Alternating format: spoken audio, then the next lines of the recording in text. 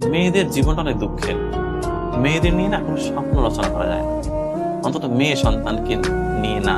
কেননা মেয়েরা আসলে তার জীবনের কোনো কুল কখনোই ঠিক রাখতে পারে না।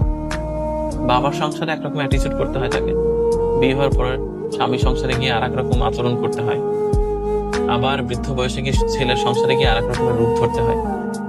মানে বলে না নারী বহুরূপী, এই কথাটা না একটা পজিটিভ অর্থ আছে আমার কাছে। নারী যে বহুরূপী হবে না, নারীর না নিজস্বতা কম হয়ে যায়।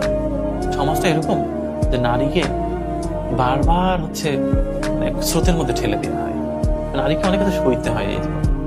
আমার মাকে যেমন সইতে হয়েছে, তো নারীর জীবনটা আসলে খুব বেশি যে স্মুথ এরকম বলা যাবে না।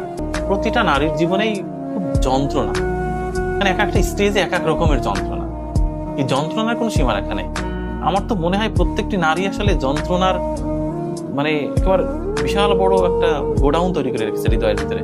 খুলে দিলে পৃথিবী প্লাবন হয়ে যাবে।